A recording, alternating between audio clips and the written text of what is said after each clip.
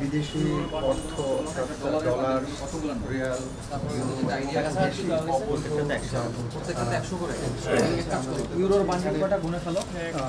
Dollar যেমন রয়েছে কয়েক বান্ডেল ডলার কিন্তু আমরা এখানে দেখতে পাচ্ছি। পাশাপাশি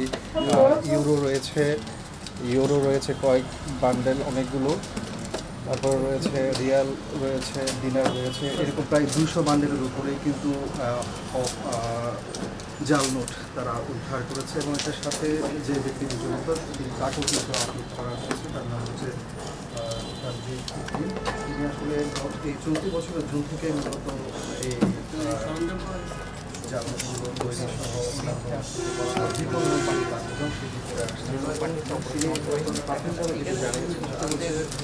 দারাজের মাধ্যমে এই টাকাগুলো তিনি ট্রেড করছে। তাদের অভিযান সেক্ষেত্রে আসলে কয়েক কোটি টাকা জাল নোট, এবং এগুলো উদ্ধারের পর তারা পরবর্তী যে প্রক্রিয়া সেটি সম্পন্ন করবে। তবে যাকে আটক করে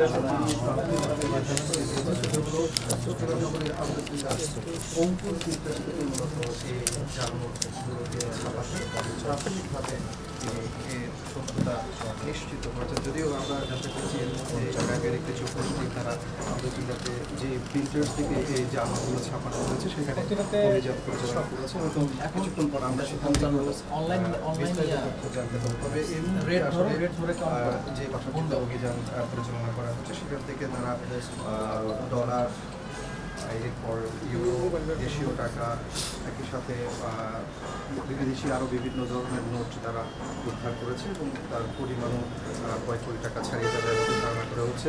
যে বান্ডেলগুলো আমরা এখানে দেখতে পাচ্ছি সেখানে প্রায় 200টির উপরে বান্ডেল রয়েছে। তার পাশাপাশি কিছু ইলেকট্রনিক ডিভাইস কিন্তু এখান থেকে উদ্ধার করা হয়েছে। আমরা দেখেছি 8 থেকে 9টি মোবাইল উদ্ধার করা হয়েছে। পাশাপাশি ক্রেডিট কার্ড রয়েছে প্রায় 7টি ল্যাপটপ আমরা দেখতে পাচ্ছি। এই ডিভাইসগুলো কিন্তু যিনি করতেন সেই কাজেই মূলত ব্যবহার করতেন এমনটাই আমরা জানতে পেরেছি। তো আসলে চট্টগ্রামে এর আগেও বেশ কয়েকবার র্যাবের অভিযান সহ অন্যান্য আইন শৃঙ্খলা বাহিনীর অভিযানে প্রচুর পরিমাণ জাল নোট তৈরির বিভিন্ন সরঞ্জাম উদ্ধার করা হয় এবং আইনি পদক্ষেপও নেওয়া হয়। এরপরও আসলে কেন এই জাল নোট তৈরির যে একটা কার্যক্রম বা ধারাবাহিকতা সেটি বন্ধ হচ্ছে না সে নিয়েও কিন্তু একটা সংশয় তৈরি হয়েছে। তো এই ছিল মূলত আজকের র্যাবের যে অভিযান নগর হাউজিং সোসাইটিতে, সেই অভিযানের সবশেষ তথ্য। আমরা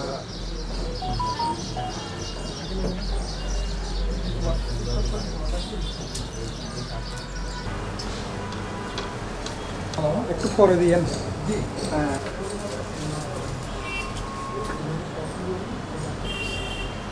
এগুলো লাইসেন্স থাকে আসলে এই জিনিসটা হচ্ছে সবগুলো দাঁড়া যায়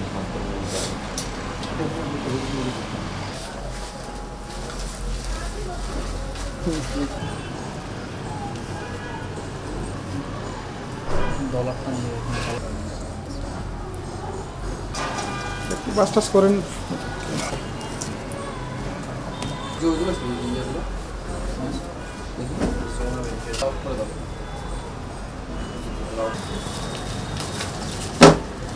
বিসমিল্লাহির রহমানির রহিম। আমরা র্যাব 7 থেকে আজকে একটি গোপন তথ্যের ভিত্তিতে জানতে পারি যে বাকুলিয়ার এই এলাকাটাতে একটি ফ্ল্যাট বাসার ভিতরে বেশ কিছু জাল নোট বিক্রি হচ্ছে, এই ধরনের একটা তথ্য পাই। তো সেই তথ্যের ভিত্তিতে আমরা অভিযান পরিচালনা করি এবং এই বিল্ডিংয়ের এই বাসাটা আমরা চেক করি এবং চেক করে সেখানে বিপুল পরিমাণে বিভিন্ন দেশীয় জাল নোট পাই আমরা। এর মধ্যে বাংলাদেশি টাকা রয়েছে, ইউএস ডলার রয়েছে, ইউনাইটেড আরব আমিরাতের দিরহাম রয়েছে, সৌদি রিয়াল রয়েছে এবং ইউরো রয়েছে। তো এই সব যে টাকাগুলো জাল তৈরি করেছে এগুলোর বর্তমানে বাজার মূল্যে যদি হিসাব করি, যদি এটা আসল হিসেবে তারা চালিয়ে দিতে পারতো, সেই ক্ষেত্রে 20 কোটি টাকা বা এর অধিক মূল্যের এই টাকাগুলোর মান হতো। তো তাদেরকে জিজ্ঞাসাবাদ করেছি যে তারা এটা কোথায় থেকে করেছে। সে অন্দরকিল্লার একটা জায়গার নাম বলেছে, একটা দোকানের। আমাদের টিম সেখানে গিয়েছে এবং সেখানকার প্রিন্টার থেকে প্রিন্ট হয়েছে কিনা এটা আমরা তাদেরকে জিজ্ঞাসাবাদ করে পরবর্তীতে নিশ্চিত হতে পারবো। যদি নিশ্চিত হতে পারি সেই ক্ষেত্রে তাদেরকেও আমরা অ্যারেস্ট করব। হাফিজ ভাই, এই যে জাল নোটগুলো দেশি বিদেশি, তাই সে আসলে কিভাবে কোথায় বিপণন করতো টাকাগুলো, এক। দ্বিতীয় কথা হচ্ছে এই টাকাগুলো যে এখানে সে তৈরি করতো তার সাথে অন্য কেউ জড়িত আছে কিনা, একটা সিন্ডিকেট কেনা এটা? আচ্ছা, এটা একটা বড় সিন্ডিকেট।